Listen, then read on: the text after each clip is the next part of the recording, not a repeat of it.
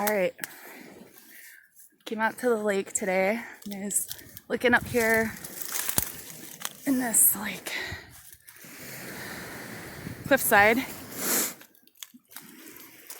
and I got a bottle. All I have is my buck knife with me, so I'm gonna try and get this out. Well, went and grabbed my rock axes and came back. I wasn't expecting the bottle to be whole, and it's not. But I think that's what it's either a blob top or blown in a mold. I have to do my research here. Some pretty thick, sturdy glass. It's awesome. I don't care if it's broken, I like it. There's a few more pieces around here. I know there's bottles buried in this side, this hill. That's where I found one last winter that I didn't have any kind of tools with me to get it out. It was totally frozen in there. But, oh well. Oh, I see more glass up here on this side. I'll look around here. Okay, I'll be back. Check out this awesome sunset. I'm on top of the Leo Frigo and Bridge in Green Bay. Oh wow. It's like Lambeau Field is illuminated by it. Oh, freaking there. That's better. That's awesome. Well, hey everybody. I'm back home finally after what ended up being a really weird afternoon for me. I went out to Lake Michigan to go and retrieve a small stash of paver bricks that I left out there this past weekend, and it just evolved into like this crazy kind of bottle digging adventure and some other stuff that I'll fill you in a minute. One thing I have never found out there until today, at least on the shores of Lake Michigan, lakeside, is a whole intact, beautiful freshwater mussel shell. This thing is really super thick, and I see them all the time at the Bay of Green Bay, which is attached to Lake Michigan. But, that's more of a, I guess you want to call it an estuary compared to where I go, where it's kind of like, I don't know, going from a bay in Boston Harbor out into Cape Cod, that's the differences. But this is really neat, beautiful, thick, like I said. I'm going to make something out of that, I think. Nice piece of cobalt blue glass today. I believe this is a piece of an old ceramic, probably a pitcher or a bowl, judging by the thickness. Obviously very washed out and faded. Oh yeah, you know me, I collect my weird metal. Oh, I think this is a piece of chert with the lines on it are pretty cool, as well as with this rack. No clue what this is, but it's neat. So, oh yes, I will quickly show this. I think this is a piece of horn coral. Sometimes I think it's a rugosa, they're called. They'll form tubular shapes like this, but yeah, neat. You can see the kind of leftover remnants of what was an animal. All right, last clip for tonight. Today I found the lower, I believe it's the lower jawbone of what's most likely a king salmon from Lake Michigan up here. I've never found one of these before. That's, sometimes I have seen like dead fish on the beach, gross, but their mouths, like, it seems like it's all cartilage, but this is like it almost looks like driftwood. It's crazy. This had to have been a very older salmon, you know, very mature in age. Very cool.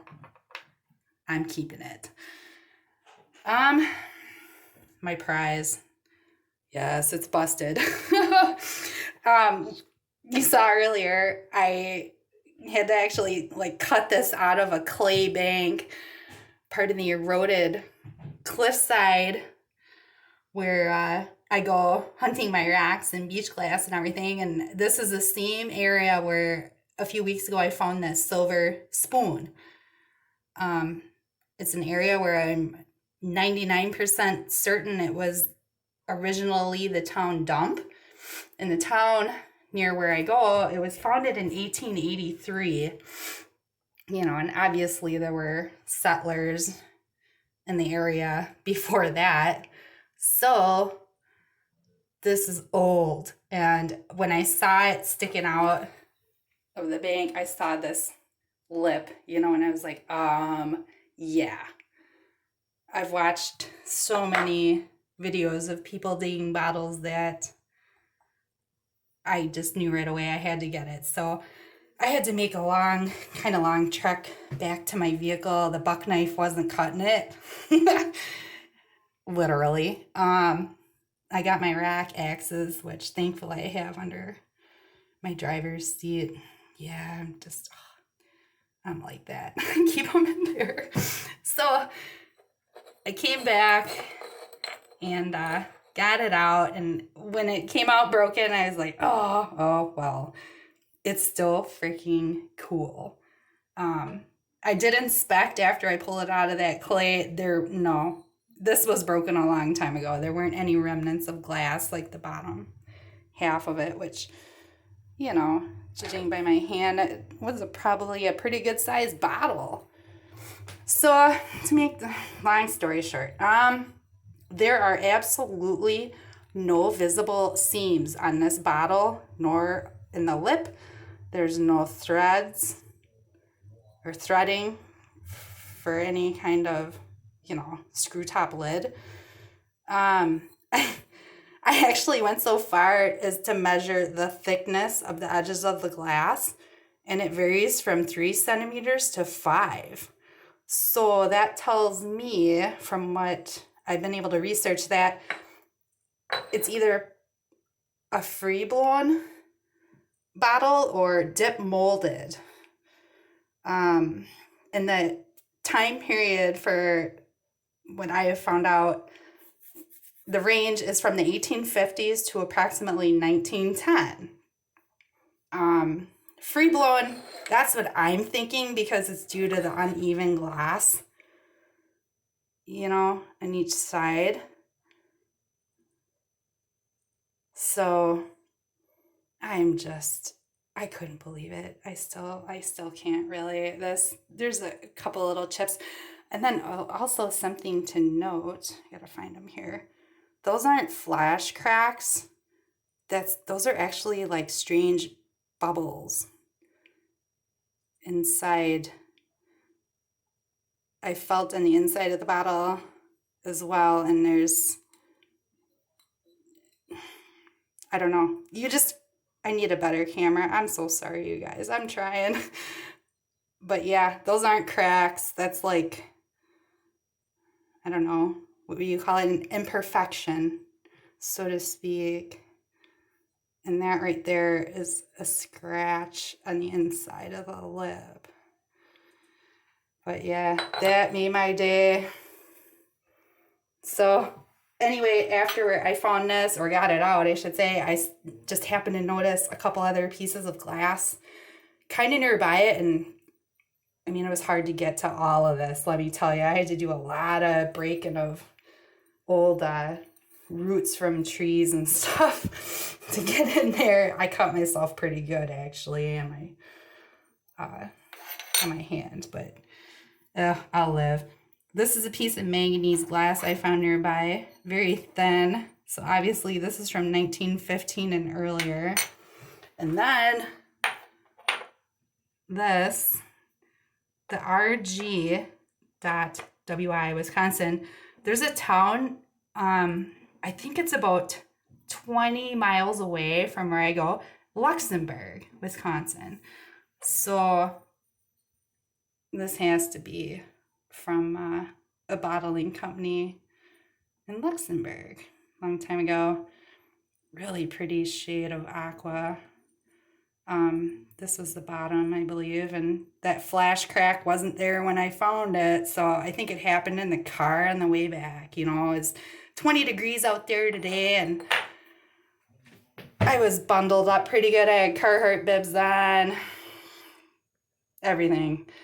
I ended up falling on the frozen sand halfway back to my vehicle after I got my stash of bricks, and I was going back to get the rock axes, and I made a complete like spectacle of myself. Thank God there were no people out there. There was just a ton of ducks, like mallard ducks, and they all just kept like running around me and quacking and going crazy, and they weren't even really afraid of me, which I found strange. I'm assuming they were migrating. I've never seen that many mallards out there before, like dozens of them. It took me a little while to get up. It was like, I was on this slope going towards where the waves were breaking, and I'm like, I don't want to slide into the water. That's the kind of stuff that happens to me all the time, though. So, anyway, I guess Merry Christmas to me. Oh, I'm kidding, but yet, I'm not. And happy holidays to everybody else out there. I will be back maybe one day next week, and then I'm going to be going over into Lower Michigan again, and I'm not sure if I'm going to go to the beaches there. We'll see. The temperature, it really doesn't pay. Sometimes this time of year, everything's frozen in sand and time. But, you know me. My motto is never stop exploring. So, all right. Good night.